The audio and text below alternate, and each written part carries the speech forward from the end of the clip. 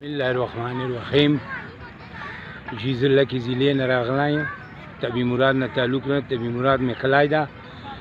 زه عمران خان ته راغلی یم، خو ورپرېږدی مې نه څوک نه ورتلی څه غریب سړی یم، چېرې مې څوک پورې نه ورپرېږدي. ډېر په مینه ورغلی یم، همایله ورسره میندوم به چې موږ ډېر په عذاب یو، ډېر په عذاب یو. تا چې څرنګه کښلې نارې کولې چې زه به طریق انصاف به طریق انصاف نرخان به وړیا کوم، داسې به کوم. هغه نرخان تا موږ ته نه کړه وړیا، موږ ته تالی هغه نه دوه ګون کړه، ځای دې کړه ورته دوه ګون دې کړه. یاره چې نواز شریف په ټیم باندې چیني په 200 اوس په 500 دړې خورو، چې غوړي په 100 اوس په 200 کیلو خورو. دغسې چې څه شی هغه ډبل خورو.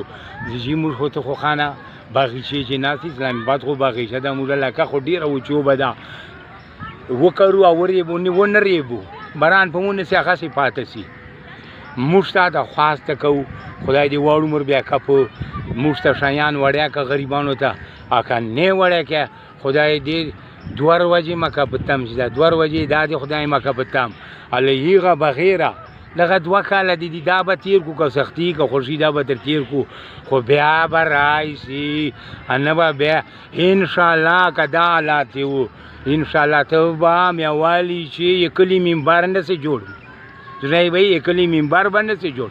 ته خو لا ناظم پرېږده منبر به نه یې دا به نه چې ته به بیا وزیر اعظم الله بر وخت وزیر اعظم نه بجلی مو شپله زده، نه اوبه شته مو شپله، نه څه شی شته. ډېر په سختي باندې لکه ضلع ول وخت ډېر و. هغه مینې ایم پي مو دغسې دي چې تاسو ته وایي نه خواست نه تکوي، هغه مو دغه شی دي چې ګیله خوله شي خو ته توګي چې دا موږ علاقه وچوبه ده، نه بجلی شته بجې، نه څښنه اوبه نه بجې مندېږي، نه بورینګان.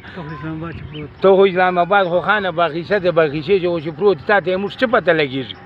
اور هلته جای سوچېږي چېرته اور بلیږي، خانه په تا اور بلیږي نه موږ سوچېږو خو موږ وایلی خدای دې صحیح کا که صحیح کېږي نه خدای دې 2 ورځې مکه تم چې 2 ورځې نور لا باقي نسي تم.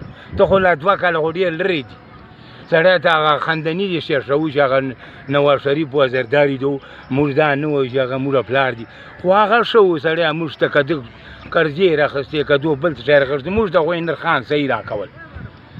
چیني یې په نرخ وه، غوړي یې په نرخ وه، دوایي یې په نرخ وه، نور هر شی په نرخ وه. موږ ته هغه پلرونه نه دي خدای دالې وکړه رانه ولي، خو شیان خو موږ غریبانو ته په نرخ راکول. تا خو موږ ته هېڅ شی په نرخ نه کړله. ته خو چې کېناستې موږ ته دې ټنډۍ واخیسته، الله درته اخیستې دا په سر مو په ویې دا سر وانه ده چې یو شی په 5 روپۍ تېر ته په 10 کې چې په 100 تېر ته په 2 کې موږ سره خو تا ظلم لګولی، دا ظلم ورسره کې. اخر دغه ظلم ته وګوره، خدای ته وګوره، دې پیچه ته وګوره. شیان موږ ته وړیا که غریبان ته که نه وړیا کې خدای دې په خپل مقام ورک. که روغ سلې بیا دې خدای ما ورکه، بیا دې یې که هغسې نه کوې بیا دې خدای په خپل مقام زر ورکه. په پوه ادالې اوس موږ درتلی نو موږ تر پرېږدی نه کنې ورې درتلو خواست ته کوو منت ته کوو.